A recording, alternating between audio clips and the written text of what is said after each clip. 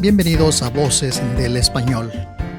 Voces del Español es un programa que nos muestra cómo nuestra forma de hablar el español refleja quiénes somos, cómo somos y de dónde venimos. Bienvenidas, bienvenidos, bienvenides a Voces del Español.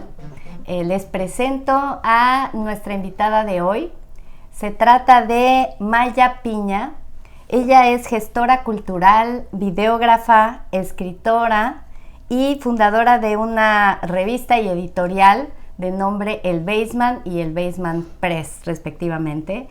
Y pues es un gran honor realmente para Voces del Español contar con la presencia de una mujer importante en la vida cultural de Chicago y en particular para los hispanohablantes, tanto por su labor, como acabo de decir, como gestora cultural, pero también como una gran activista de los derechos de la comunidad transgénero. Entonces, pues, bienvenida a este programa, Maya.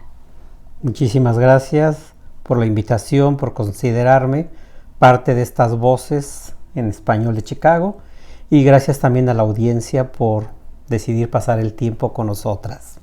Sí, pues este programa siempre ha tratado de poner un énfasis en la realidad del español en los Estados Unidos y particularmente en el área de Chicago, y pues no estaría completa una serie de Voces del Español sin contar con tu participación, Maya, y sobre todo pues que nos puedas decir por qué existe el Basement, por qué es importante, por qué surgió el Basement y por qué está tomando el auge tan grande que está tomando en los últimos años.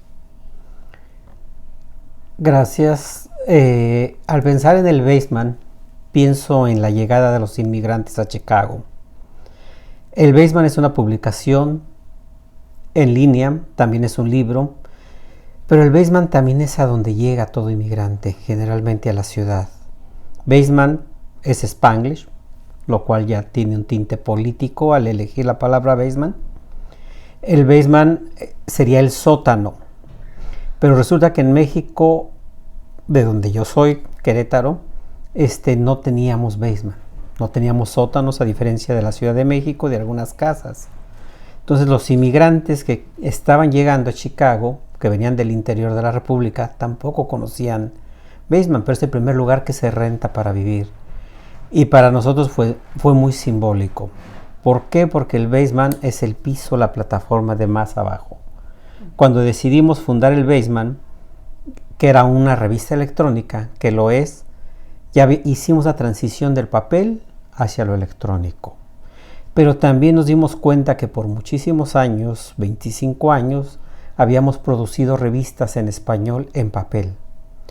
Y ahora estábamos abriéndonos a un campo nuevo, que era el inglés también.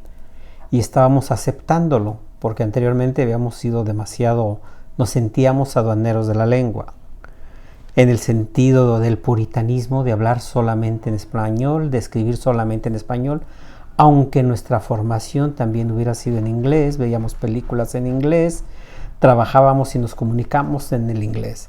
Entonces dijimos, ¿por qué hemos venido negando una parte nuestra? Y entre eso también el uso del Spanglish.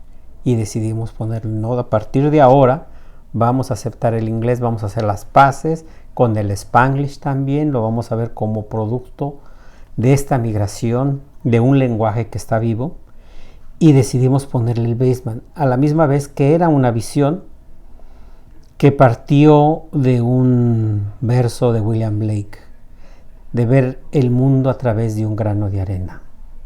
Entonces, nuestro mundo lo veíamos desde el Basement, desde abajo. Nuestra visión era de ver desde abajo hacia arriba y no de arriba hacia abajo. Entonces, nuestra visión era comprender el mundo a través de Pilsen, a través de nuestra realidad, y observar y analizar los problemas políticos, económicos desde abajo, desde esa visión. Observé que en la página web del Basement, que los invitamos a todos a visitar y a todas, lo escriben además de una forma particular, porque la S y la M, no solo la B, está con mayúscula. ¿Nos podrías decir cuál es ahí la intención? Si ahí es una intención estética de deconstruir las normas y sin orden alguno decidimos alterarlas, romper con el uso las normas de las mayúsculas. Y también están, si te das cuenta, algunas fuentes están más gruesas que otras. Quiere decir que están en bold, unas en regular, etc. Entonces era una manera de deconstruirnos para poder lanzar un proyecto literario, de piezas periodísticas, de piezas de reflexión. Y era volver a empezar, pero sin reglas. Aunque ya conociéramos las reglas, creo que era el momento de comenzar a destruirlas y jugar con ellas, como se estaba dando con el idioma español, el que se escucha en la lavandería, en la carnicería, en las yardas, etc. Sí, es muy interesante lo que dices, porque dicen que cuando uno hace lo que se le da la gana es libertinaje, pero es libertad cuando conoces las reglas y después haces lo que se te da la gana. Entonces, parece que esta es la historia del Weisman, ¿no? O sea, conozco bien mi lengua, conozco bien la otra lengua y después me doy permiso de jugar con eso y olvidarme de las reglas y hacer, digamos, un acto creativo, ¿no? Sí, yo creo que cuando hablo de que nos habíamos tomado muy en serio el hecho de producir revistas, que éramos muy puritanos, eso me refiero a esas camisas de fuerza que le ponemos a una prosa antes de que nazca. O sea, las limitaciones que nos va generando ya la estructura de cada párrafo, y luego por encima todavía le ponemos el lenguaje, tener que traducir como queríamos decir ciertas cosas. Entonces, aunque casi todas las personas que trabajamos habíamos trabajado en editoriales, en grandes editoriales, en la industria editorial mainstream, anglo, al reaprender de una manera didáctica, creo que quisimos empezar a jugar y romper esas camisas de fuerza. No importa que en la actualidad sigamos tratando de seguir las normas para comunicarlo, pero ya hay un juego y hay más libertad, ¿no? Y también para la credibilidad de los personajes que se narran, porque no podemos poner a hablar a una babysitter como habla una señora que vive en Lakeview, por ejemplo, ¿no? O sea, nadie te va a creer en una pieza literaria. Entonces tenemos que tener el oído para poder construir personajes literarios, especialmente si las historias suceden en este contexto que es Chicago. Sí, sí, ustedes observan justamente el logo del Weisman, van a notar esto que acaba de decir Maya del juego con la tipografía, con el sentido de la palabra en inglés y en español. Y sí, yo no sabía lo que acabas de mencionar, pero siempre me ha llamado la atención el logo. O sea, llama la atención, dice algo sin que uno sepa exactamente qué dice. Y quizá, bueno, ahora ya lo explicaste, qué es lo que dice. Y también, al entrar a esta página del Weisman, observé, y he observado en general en sus usos muy lúdicos, tú en particular, pero bueno, en la página web se nota, el uso muy lúdico del lenguaje es algo que me interesa mucho. Creo que es algo que nos permite expandir o transgredir o expandir a través de la transgresión, o podemos no verlo como transgresión.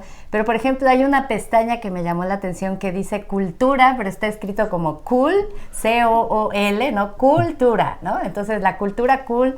Y qué gran utilidad tiene esta capacidad de juego con el lenguaje como una herramienta expresiva, ¿no?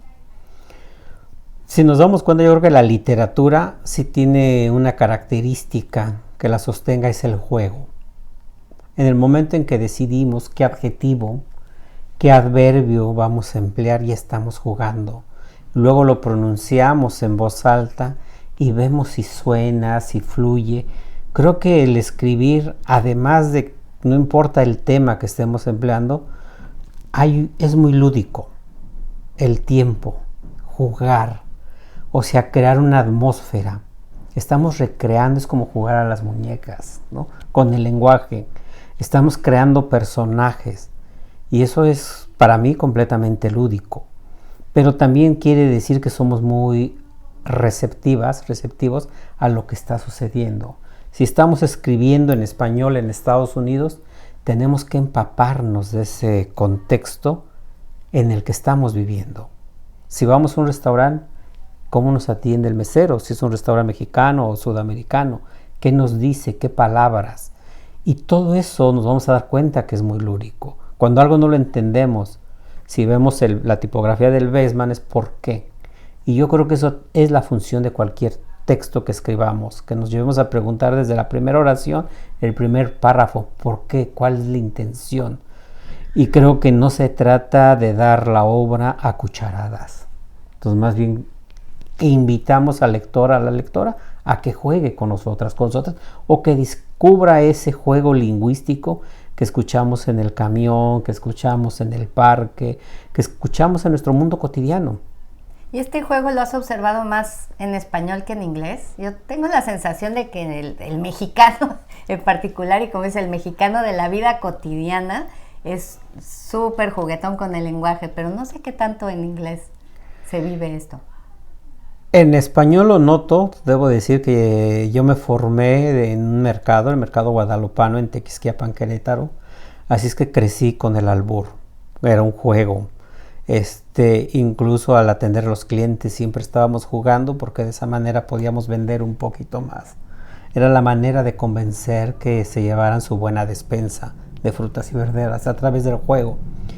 Y eso me doy cuenta que acá dentro de la comunidad mexicana y latina se da. Ya no tanto con el albur, pero ir y comprar un elote, un raspado, unos tamales champurrados, ver los nombres de las tiendas, hay bastante juego con el idioma y más como se está en contacto con el inglés.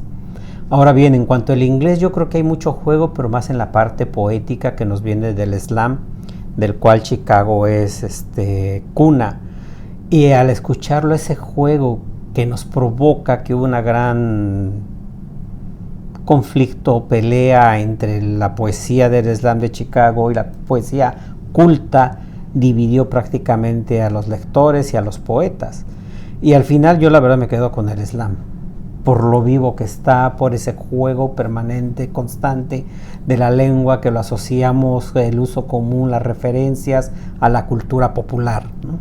El otro veo que, aunque lo leo, que también me gusta obviamente, pero es como más limitado, ¿no? Y por tanto creo que hay cierto dejo de deshonestidad. No es tan honesto, ¿no? Entonces a mí es lo que me atrae, lo vivo, y el lenguaje para mí tiene que estar vivo para que realmente signifique mucho más. Sí, hablábamos en el programa de Voces del Español anterior, en la entrevista con Fernando Nava, sobre el nuevo diccionario de mexicanismos propios y compartidos, justamente de esta necesidad de tener en una obra como puede ser este diccionario, registrada toda el habla, sin hacer distinción de vamos a limitarnos a lo culto, o vamos a limitarnos a al slang, o vamos a limitarnos a hacer un glosario de términos para albures. No, o sea, poner una muestra de todo lo que se usa para la comunicación sin ese tipo de distinciones, ¿no? Entonces, pues parece que va por ahí también la investigación lingüística y lexicográfica que se hace en la universidad y en México, en las instituciones, la Academia Mexicana de la Lengua, etcétera. Otra cosa, ¿quiénes publican y qué publican en el Weisman? La revista El Weisman es el eco de una primera revista que fundamos en 1992 que se llamó Fe de Ratas, que pertenece a lo que la crítica literaria Naida Saavedra llamó la generación del 92. Fue una revista que surge de un taller literario y, para hablar un poco del contexto, las personas que formábamos ese taller pertenecemos a la generación que emigró en la década de 1980. Quiere decir que hubo un cambio en el patrón migratorio que estaba llegando a Estados Unidos. Dejó de ser gente del interior y comenzaron a migrar personas ya quizá con la preparatoria terminada, con la carrera universitaria quizá terminada, quizá la mitad, y ya traían algunos un libro bajo el brazo o en la mochila, dependiendo cómo hubieran cruzado, ¿no? Entonces, al cambiar este patrón, claro, también canciones, por ejemplo, llegó también la nueva trova, cruzó por el Río Bravo, por ejemplo. Entonces yo creo que esta nueva generación, además de trabajar, necesitaba algo más. en qué pasaba el tiempo. Y para eso creo que empleó las artes. Y se comenzó a desarrollar toda una generación de pintores, escritores, dramaturgos en la década del 80, cuajó en el 90.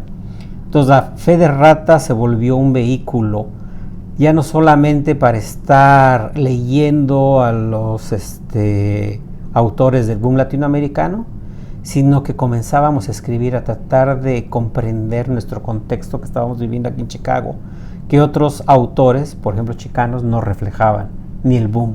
Estados Unidos ya era otra cosa, Chicago era otra cosa, y aquí estábamos escribiendo en español. Y ahí surge la primera revista. Siempre hemos trabajado prácticamente sin recursos, pagábamos con nuestra cartera.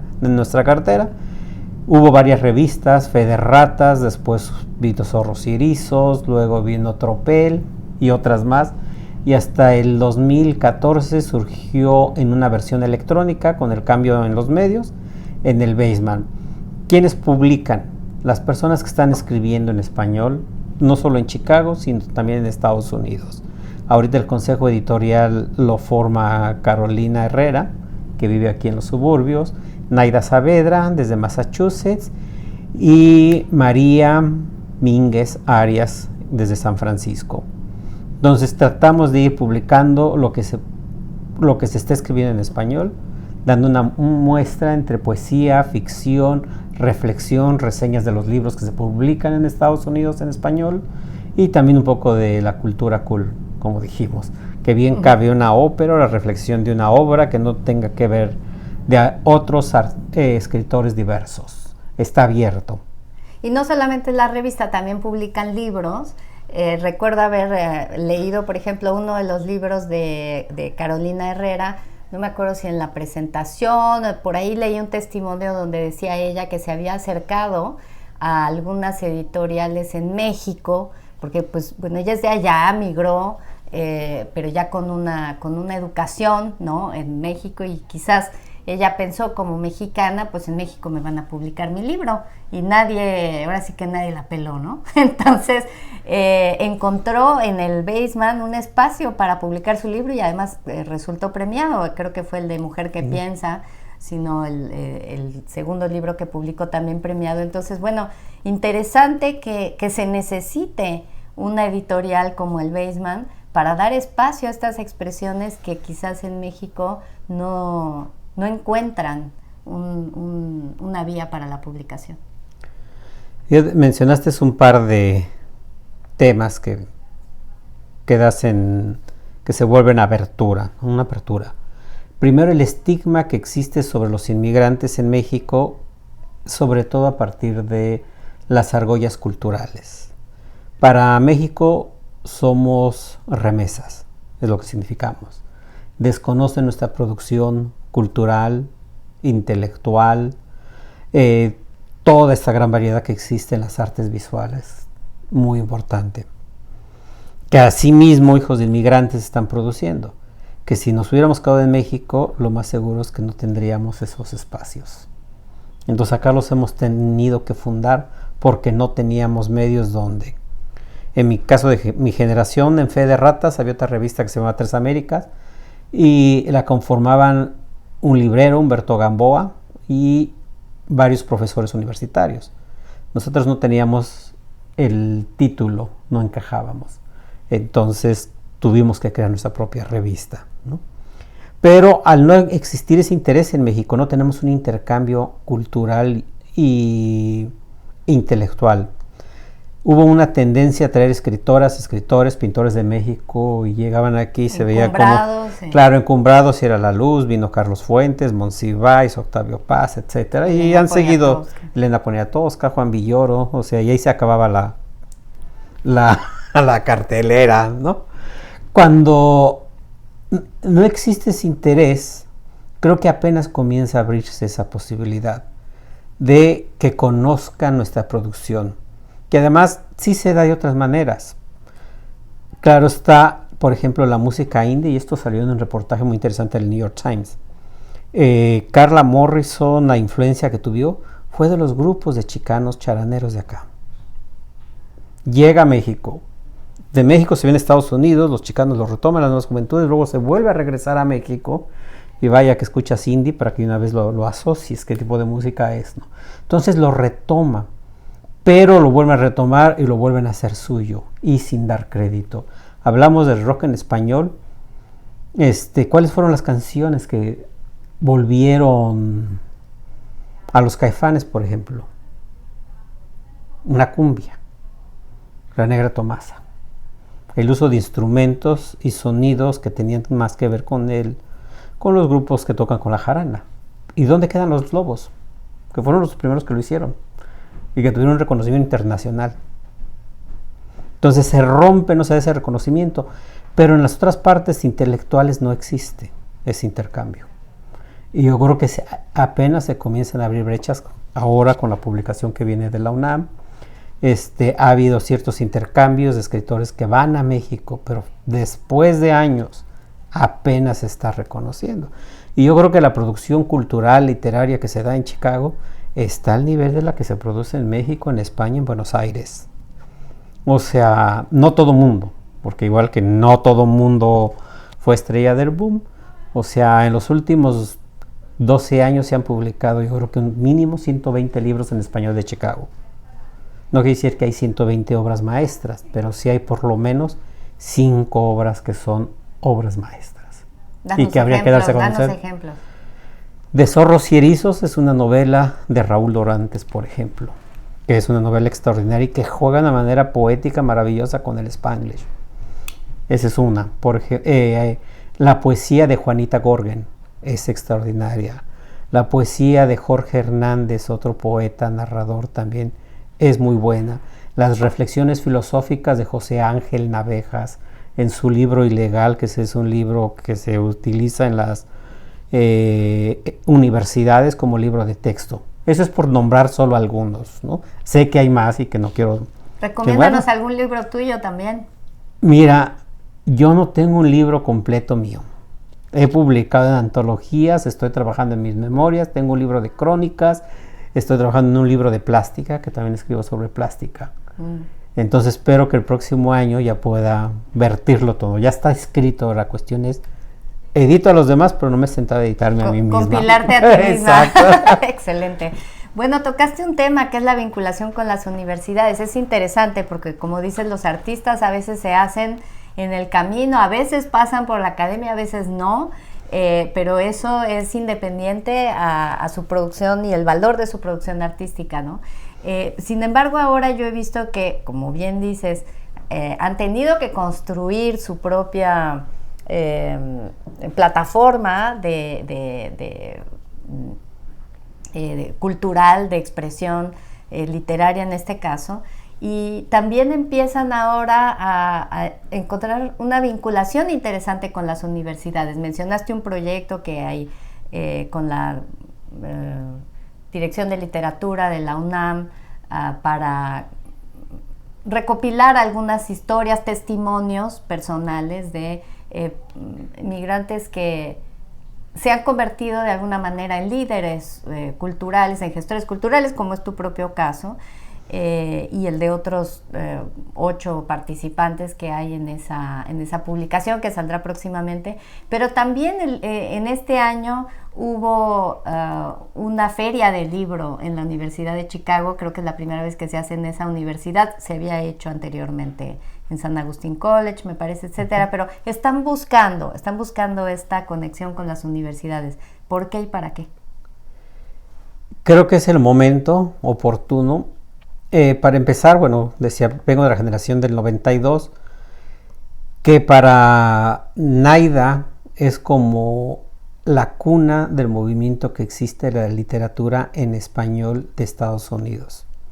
Entonces vi que comenzó a haber un gran movimiento en Miami, en Nueva York, en Houston. Surge el programa de doctorado de creación en español bajo la dirección de Cristina Rivera Garza.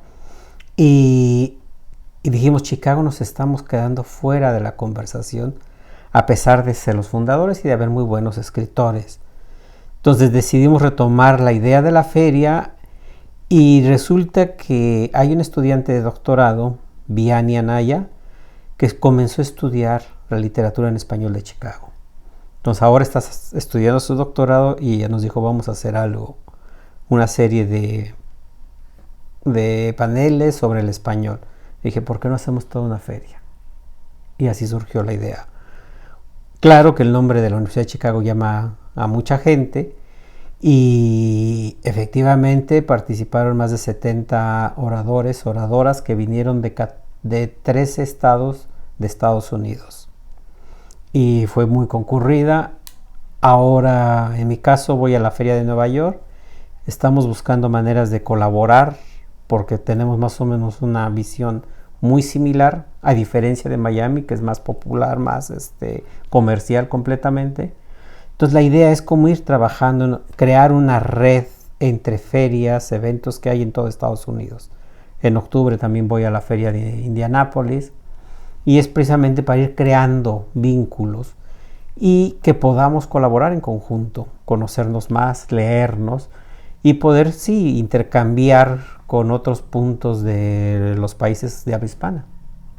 Sí, bueno, efectivamente es importante aquí conectarse, conocerse, hacerse más fuertes, pero también hablabas de esa vinculación con estos países que desconocen, ¿no? O sea, que conocen, como dices, las remesas económicas, pero desconocen las remesas culturales de las que podrían beneficiarse grandemente, ¿no?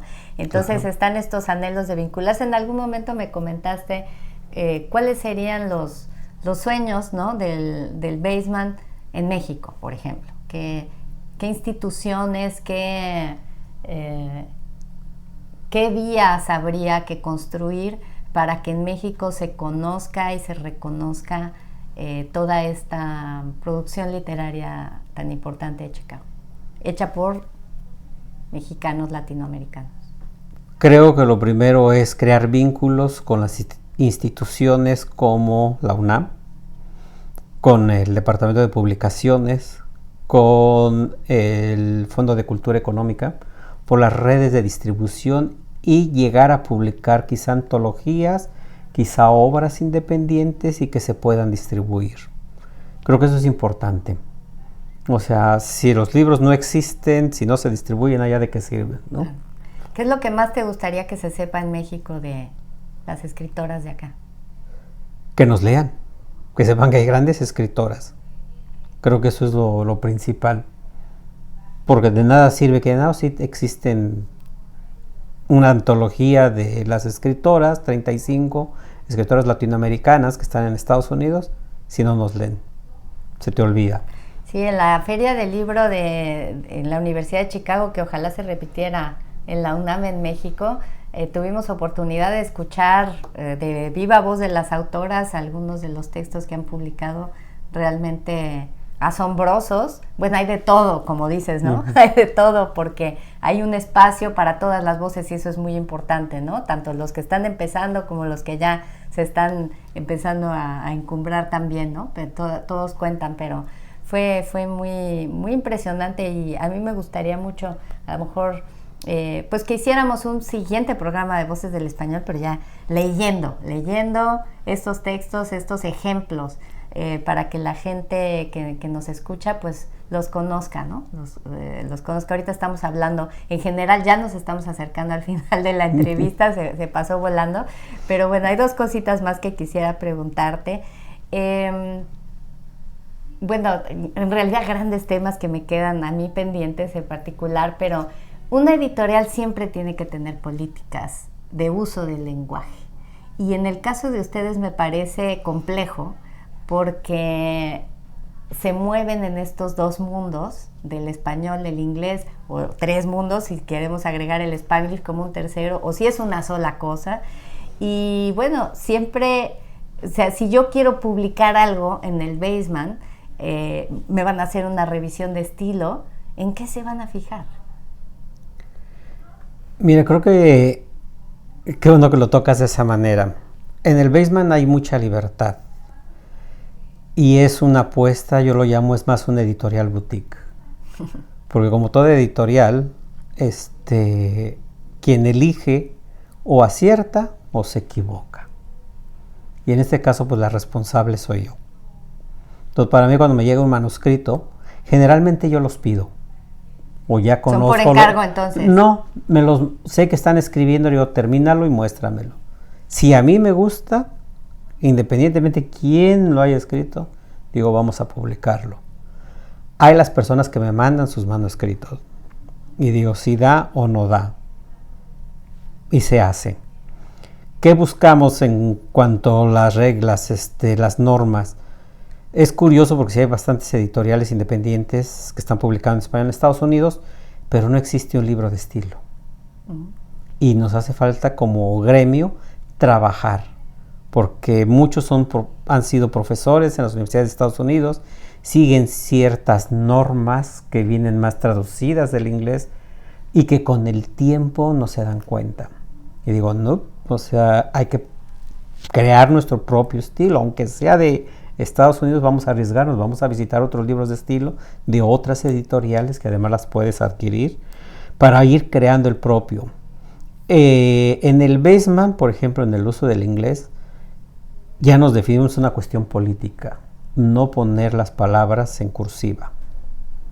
Okay. Y eso antes que lo decidiéramos, me di cuenta que la nueva generación de escritoras en México, en Sudamérica, ya lo estaban haciendo, desde allá. Y entonces, ¿por qué nosotras aquí, seguíamos diciendo esto es una palabra extranjera, cuando llevamos 20, 30 años viviendo aquí y es parte de nuestro léxico? Entonces dijimos, el inglés no lo volvemos a poner en cursiva, una decisión política, y así lo hacemos. El Spanglish tampoco lo ponemos en cursiva. ¿Por qué lo hacemos? Y nos tratamos hasta donde es posible que la sintaxis del inglés no vaya a estar premiando nuestros textos. Y para eso, después de que hemos trabajado en la edición aquí, varias personas, generalmente lo mando afuera, a México, para ver cómo suena. Entonces, pero es una colaboración porque seguimos aprendiendo. Con el tiempo, querámoslo o no, se nos ha impregnado nuestra lengua del inglés, sobre todo de la sintaxis, ¿no? Claro, un tema interesantísimo. La lengua es algo vivo, yo siempre lo he dicho en este programa en particular, la lengua se comporta como un ser vivo, evoluciona. No es una cuestión que podamos decidir hacia dónde va a evoluciona. Pues nosotros sí decidimos qué marcamos y qué no marcamos. Y en este caso dices, ¿por qué estamos marcando esto en cursivas? Cuando hablábamos del diccionario decíamos, ¿por qué se marcan, por ejemplo, en diccionarios españoles como mexicanismos, palabras que se usan en el español desde el siglo XVII, ¿no? Pero lo siguen marcando como mexicanismos? Y yo le decía a Fernando Nava, bueno, yo no he visto que los españoles estén marcando en sus diccionarios todos los arabismos que usan y tienen cualquier cantidad y no dicen en el diccionario, esto es un arabismo, ¿no? Entonces, ¿por qué sí marcan los mexicanismos o por qué marcan los colombianismos o cubanismos o qué sé yo? Y ahora me lo dices de acá, de este lado, ¿no? ¿Y por qué estamos marcando palabras de uso completamente corriente? Pues anglicismos, claro, realmente, ¿no? Que también son parte del patrimonio de la lengua, ¿no?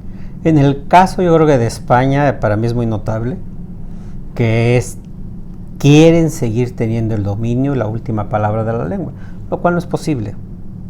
O sea, para ellos hay... Ya son minoría.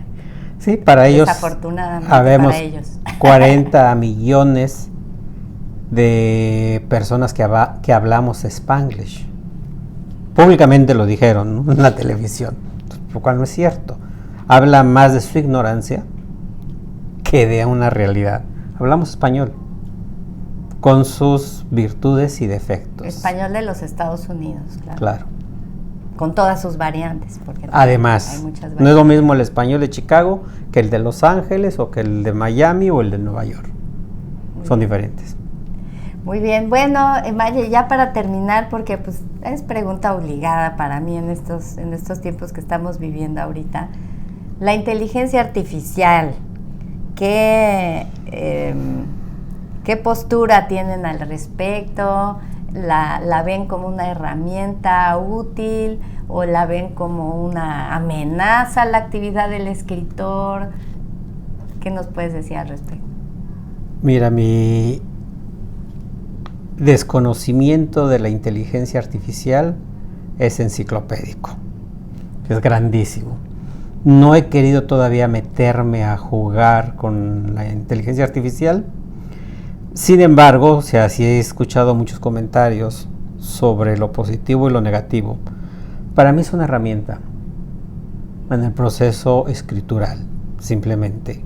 Hay quien le va a favorecer. ¿Quién va a querer ir que le hagan un escrito? Pues alguien que no sabe escribir. Y una persona que no sabe escribir, obviamente, ¿cómo te va a poder transmitir las emociones que quieres como escritora? O sea, para mí es algo muy humano tratar de llevar la experiencia al papel o a los píxeles, ¿no? Entonces, y eso se siente. Por mucho que digan, no, mira, es que este sonito que escribí es como Shakespeare. Bueno, no has leído a Shakespeare, lo leyó la inteligencia artificial, pues. Entonces yo creo que siempre va a hacer falta la emotividad humana detrás de un texto. Si son instrucciones para operar una máquina es otra cosa. Pero en cuanto a creatividad, yo creo que la creatividad es algo más que algoritmos. Sí, cuando empieces a jugar con la inteligencia artificial tendremos otra conversación. Se pueden hacer cosas muy interesantes, pero te cuento un juego así de lo más sencillo. A ver, dame la receta de las croquetas de pollo. Me da la receta. Ahora dame la receta de las croquetas de pollo, pero en verso. Muy bien. Ahora dámelo en décimas. Ahora dámelo con español de Puerto Rico, con la variante de Puerto Rico. Es espectacular porque estamos hablando de un juego que te toma 5 minutos o menos, ¿no? Porque casi que le estás dando enter y ya tienes el resultado, ¿no? Entonces, yo sí creo que es una herramienta interesante y va a ser un reacomodo de la forma que tenemos de trabajar.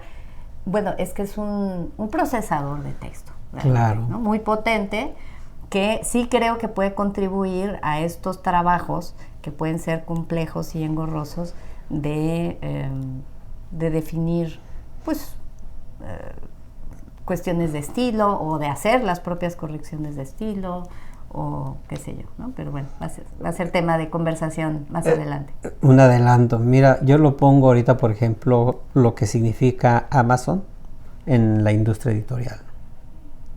O sea, hay un par de grandes editoriales que están publicando los bestsellers o que están moviendo casi a todos los escritores, los que venden.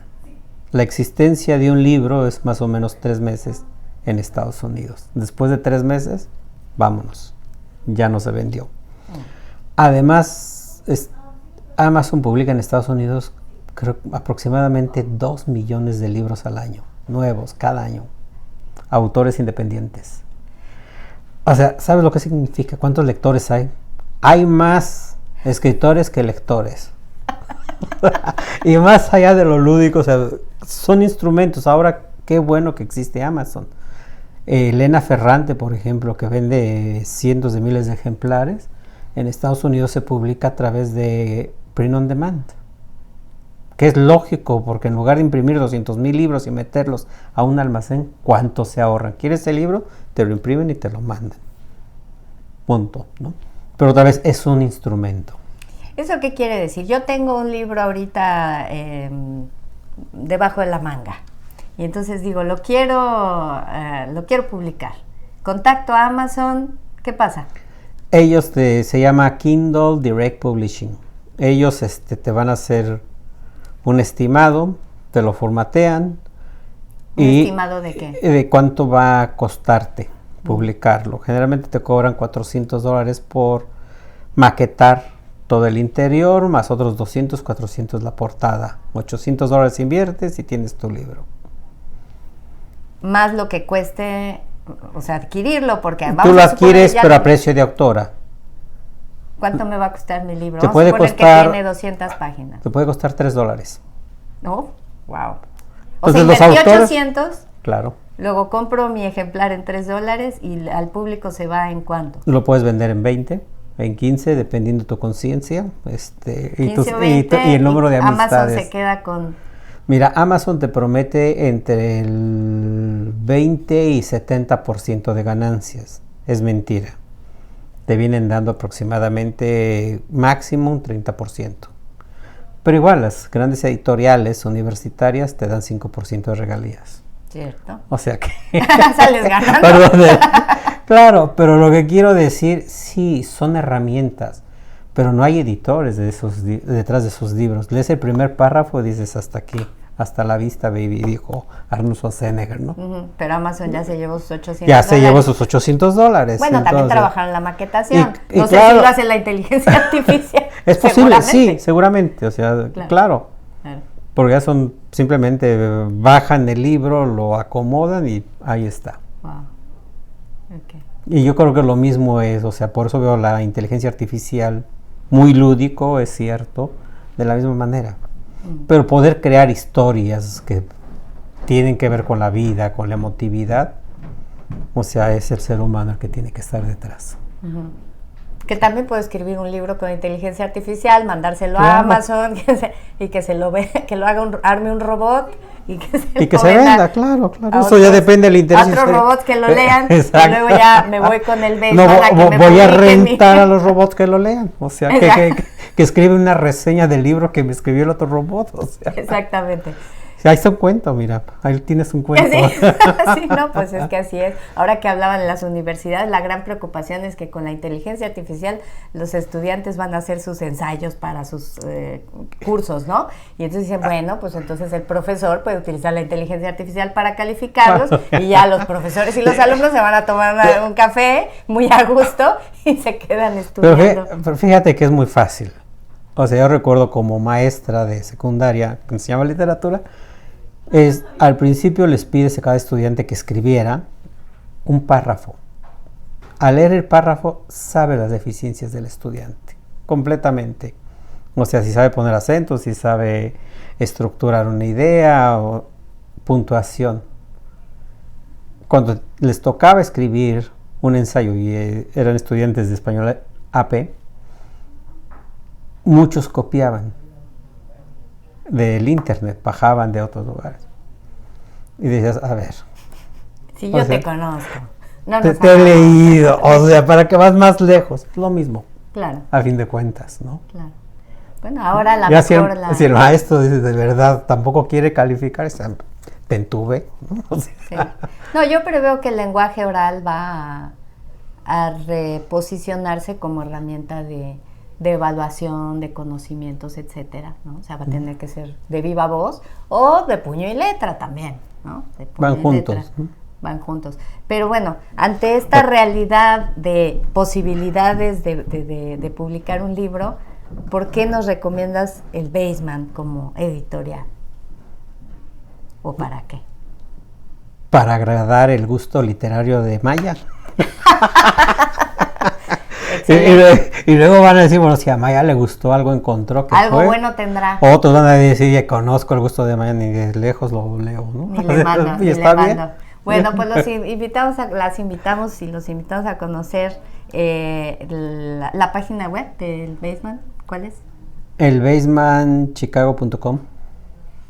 Para que conozcan, para que se empapen, ¿cómo puede el público acceder a los libros que publica el Baseman? También está en la página, hay un enlace a la página editorial donde están los libros que hemos publicado y los que vienen.